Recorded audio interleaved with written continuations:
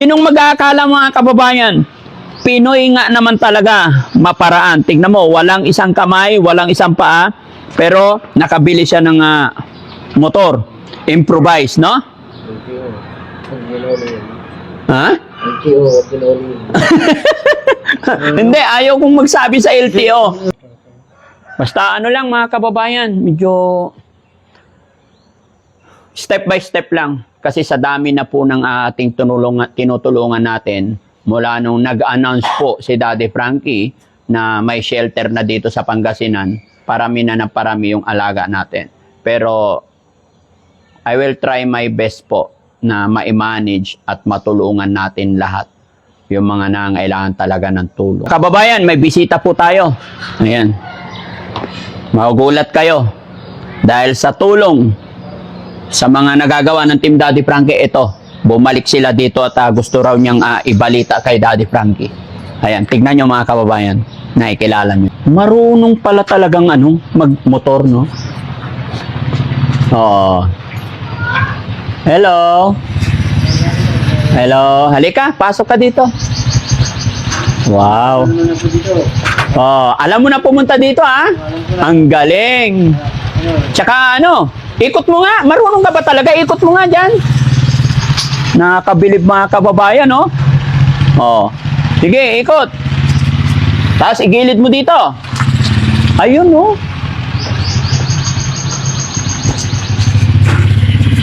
Wow. Dito, para hindi marawan. Trabaho siya. Ha? Para Para matanggap na magtrabaho. Ang galing ng motor mo, ha? Saan galing yung motor mo? nabili ko sa tao. Nabili mo? Wow. Magkano bili mo? Ano yun? 1,000. 1,000 lang yung motor na yan? Mura lang. Mabuti may pambili ka. Meron, yung binigyan nyo. Yung galing sa akin. Ayos ka talaga. Halika dito. Baba ka. Nakaka-break lang. Nakakabilib, no? Sinong mag-aakala mga kababayan? Pinoy nga naman talaga, maparaan. Tingnan mo, walang isang kamay, walang isang paa, pero nakabili siya ng motor. Improvise, no? Ha? Hindi, ayaw kong magsabi sa LTO. Mabait? Mabait ang LTO, oo. Pero sa batas, bawal talaga yung mga ganito. Konsiderasyon lang ang ibinibigay ng LTO. Pero para sa akin po kasi, bawal. Kasi nga, may kapansanan. Paano pag nadisgrasya? Kaya ayaw kong makialam sa usapin na yan. Ang trabaho ni Daddy Frankie, tumulong. And, syempre, really appreciate yung kanyang talent, yung kanyang pagpupursigi, na after all ng kanyang kalagayan, ay nagawa niya ng paraan kung paano maghanap buhay na Para saan to motor na to? Hindi. Anong kinakarga mo dyan? Bakal-buti. Nagbobote. Nag-rin din ako, hindi ko narating yung amo ko nasa bigayan ng pira. Nasa bigayan ng pera. Eskwelahan lang. Sige, pasok ka dito. No? Pasok ka. Kasi ang init. Hindi ko na hinintay. Hindi mo na hinintay. Okay. Dala-dala mo talaga yung sapatos mo, Iba na naman. Iba na naman. Marami to. Marami kang sapatos. Marami. Sana all marami sapatos. Diyan siya. Ha? Diyan siya. Pasok ka, pasok ka. Tayo. Ang galing. Dito ka.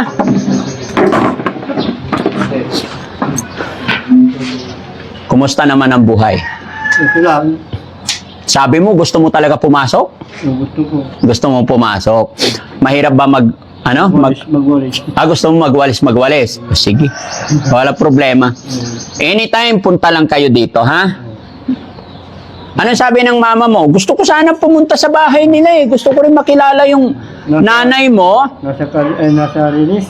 Nasa Riles. Kaya nga, gusto kong makita yung tinitirahan mo. Kaya lang mga kababayan, naunahan na ako. Siya na lang pumunta dito. Kaya, masaya rin naman ako na yung mga ganito is pupunta dito.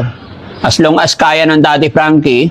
Kasi, ito na naman yung damit na ito yung pumunta ko dito. Anong pumunta ka dito? Yan na yung suot mo. Ito. Ba't baliktad yung damit mo? Binaliktad ko na. Binaliktad mo lang. Para Galing ah. Anong oras na ba? Kumain ka na? Nag-lunch ka na? Hindi. O sige, sasabay ka na lang sa amin. Pag mag-lunch, sama-sama tayo rito. Nakakabilib. Magkano na kinita mo sa araw na to? Wala pa. 200 lang ba? 200. Hindi pa nabayaran. Hindi pa nabayaran. Iniwan ko pa. Iniwan mo. Pag namimili ka ng bakal buti, syempre sabi mo 200. Magkano puhunan mo dun sa 200? 1,000. 1,000 yung binigay niyo. Ah. Hindi. Sabi mo, ibebenta mo yung buting nakuha mo 200. Pero binili mo rin yung iba doon. O, binigay ko. Magkano pinambili mo doon? Iba, binibigay lang sa Yung iba binibigay. Oo, kasi maawa na rin sila sa'yo. yung, Pero pag siyempre, yung mga bata, wala rin silang alam, yung mga mahihirap din, kaya kailangan talaga kumilos, no? pinili. Yung mayayaman, binibigay lang. Yung mga mayayaman. Pero bro, dapat may sombrero ka para hindi ka nangingitim. Itim-itim ka na, oh. Ha? Sabi mo nakaraan, naghahanap ka ng mapapangasawa. Oo, naghahanap ako ng... Meron? Meron dun sa... sa Lilimasan, niriri ko sa akin. May niririto sa'yo doon. Ilang taon na yon? 24 ata o... Payag naman. Hindi ko alam. Hindi pa kayo nagkita. Hindi, nakita na kami pero naiya ako. Oo. Pakisabi nga kay Maxine, pahinging isang basong tubig, painumin si Kuya May tubig. Yung malamig, kasi galing sa initan, mga kababayan. Pero bilib ako sa kanya. Yung binigay nating pera, ayon sa kanya, ibinili niya ng second hand na motor. Hindi ko pa nabili. 1,000 lang yan. Mura lang. Yung second, hindi ko binili. Yung sidecar, hindi pa. Sa susunod, mabibili mo na rin yan. Tawaran mo na lang kasi luma naman. Ang importante, Pinabibili ay, ano yan, bismil, sabi niya. Bulok. Mahal. Kung ipuputilo yan, walang bismil. kung 4 kilo yan, sabihin mo, makiusap ka. Ayan, Ay, pakilala ko nga pala, si Maxine. Kasamahan din namin. Ako si Inado. Ay, kamay ka, Hindi yan yung may daliri. Marumi. Nahihiya, sige. Mula ngayon, pakilala ko sa'yo, kaibigan mo, si Maxine, ha? Hi, Maxine, okay ka lang? Ayos lang po. Sige. Salamat. Inom ka muna tubig, galing kay Maxine yan. Maganda ba si Maxine? Maganda. Sige, salamat naman. Masaya ako na napasyalan mo ko dito. Okay? Salamat. Nagmotor ako. Nagmotor ka? Ang init-init talaga, no? Pero mag-iingat ka sa pagmumotor, ha? Baka madisgrasya, nakakabilib nga talaga mga kababayan. Ito na yung motor niyo. Pupunta pa ako sa Danita. Tapos sa Manawag. Nakakarating ka doon? Kaya ng motor na yan? Kaya. Dahan-dahan lang. Isang araw, no? Pag naghanap buhay ka, anong oras ka umaalis ng bahay nyo? Alas 6 ng umaga. Kukuha ng puhunan. Kukuha ka ng puhunan. Saan ka kukuha puhunan? Sa Danita. Sa junk shop. And then after, doon mo rin ibenta. Kung mura doon, kasakin yung motor, ihanap ko sa iba. Hahanap mo sa iba kung saan may mahal. Kasakin yung motor. Galing-galing. Madiskarte talaga si Kuya Leonardo, no? Bilib ako sa'yo. Laban lang. Laban. Happy naman. Happy, very good. Sige, dito lang tayo. Nagluluto si Kuya George. Maya-maya kakain tayo, ha? Ay, Kuya George. Lito-lito na ako. Si Kuya Bal. Nagluluto si Kuya Bal, no? Oo. Pusang gala. So, ayan mga kababayan. Napakainit po. At saka medyo... Mag-bike ng single. Single yung walang ekpag. Oo. Kaya mo rin mag-bike. Delikado, baka matumba ka. Hindi. Kaya. Oo, sige. Mayroon kayo bike dito. Kung may bike. Gusto... Matutumba ko sa wala. Hindi raw siya matutumba kasi walang bike. Pero pag may bike na, matutumba ka. Hindi. Marunong ka talaga. Buti, Kuya Leonardo, hindi ka naman high blood. Kasi napakainit galing ka sa initan. Mag-iingat ka rin ha. Ganun talaga ang buhay, no? Ginawa talaga ng Panginoon na hindi pantay-pantay talaga ang tao. Tanggap ka Ha? na ng trabaho. Oo, tanggapin kita. Sige. Dito ka na mag-i-stay nun. Pag ganyan-ganyan. Tanong ko kay mama ko. Sa mama mo. Oh, sabi ko nga, kahapon nag-isip ako, napuntahan kita sa bahay para makausap ko naman ang mama mo. Pero, sige lang, gaya ng sinabi ko, tuwing pupunta ka dito, bibigyan kita. Walang problema. Ha? Basta nandito ka, bibigyan kita. Makatulong ako sa'yo.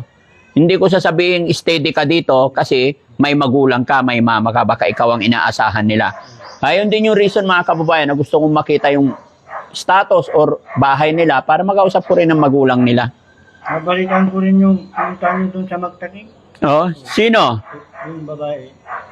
Yung may ganito. Ah, oo. Si Miriam. Oh, O, pagagawa namin ng bahay yun kasi kawawa sila. Naghihintay lang kami ng approval ng may-ari ng bahay. yung lupa sabi. Oo, Lupa hindi hindi sa kanila. sa kanila. Buti ikaw, may sarili kayong lupa. Wala. Wala rin? Ah, release lang yung tinitirhan nyo. Pero may sarili na kayong bahay. Ano ang bulok? Kay pasyalan. Oo, papasyalan namin. Sige. Pasyalan kayo. Basta ano lang mga kababayan, medyo step by step lang. Kasi sa dami na po ng ating tinutulungan natin, mula nung nag-announce po si Daddy Frankie na may shelter na dito sa Pangasinan, parami na parami yung alaga natin. Pero I will try my best po na ma-manage at matulungan natin lahat yung mga nangailangan talaga ng tulong. No? Lalong-lalo na sa mga kagaya nila na mga may kapansanan na ganitong sitwasyon. Wala na, napakahirap na ang buhay, sa kanila pa natapat talaga yung walang paa, walang kamay.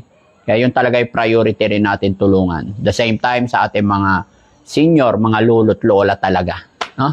So, okay. Tignan ko lang muna yung pagkain para makakain na. Maraming salamat mga kababayan. Abangan nyo pa yung mga sunod na update namin sa ating mga beneficiary dito sa shelter.